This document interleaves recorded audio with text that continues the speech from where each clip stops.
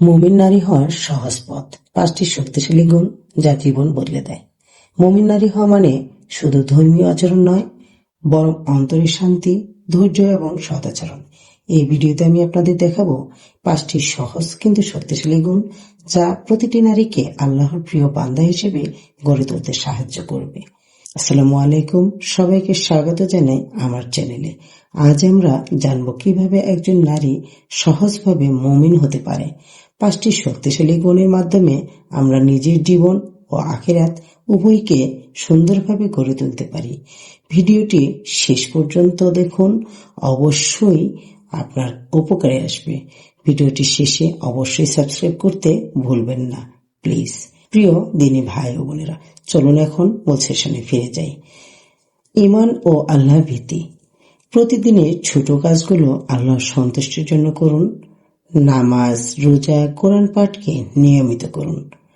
অনেকে অন্যকে সাহায্য করা বা সত্য কথা বলা, মহান আল্লাহকে মনে রেখে কাজ করলে প্রতিটি মুহূর্তই হয়ে উঠবে আপনার ইবাদত। 2. ধৈর্য ও নম্রতা। বিপদ, ভুল বা অন্যের খারাপ আচরণেও শান্ত থাকুন। সংসারে ছোট ছোট সমস্যায় রাগান্বিত হওয়া থেকে বিরত থাকুন। ধৈর্যশীল হওয়া মানে শক্তিশালী নারী হওয়া। 3. সংযম ও আত্মনিয়ন্ত্রণ। আপনার কাজ, কথাবার্তা এবং ভাবনায় সংযম রাখুন। বাহ্যিক সাজসজ্জায় বা সামাজিক জীবনে অপ্রয়োজনীয় চাপ নেবেন না। সামাজিক যোগাযোগে সংযমী আচরণ করুন। 4. জ্ঞান ও শিক্ষার আগ্রহ। ধর্মীয় ও সাধারণ জ্ঞান অর্জন করুন। জ্ঞান আপনাকে সঠিক সিদ্ধান্ত নিতে সাহায্য করে।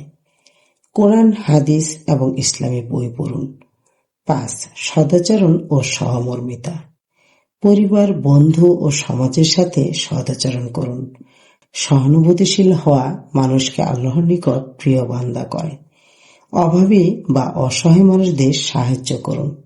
এই 5টি গুণের মাধ্যমে একজন নারী সহজেই আল্লাহর প্রিয় বান্দা হয়ে উঠতে পারে।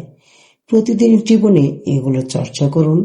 ধৈর্য, সততা ও সদাচরণকে প্রাধান্য দিন। যদি ভিডিওটা আপনার ভালো লাগে তাহলে লাইক, শেয়ার করুন এবং চ্যানেলটি সাবস্ক্রাইব করতে ভুলবেন না।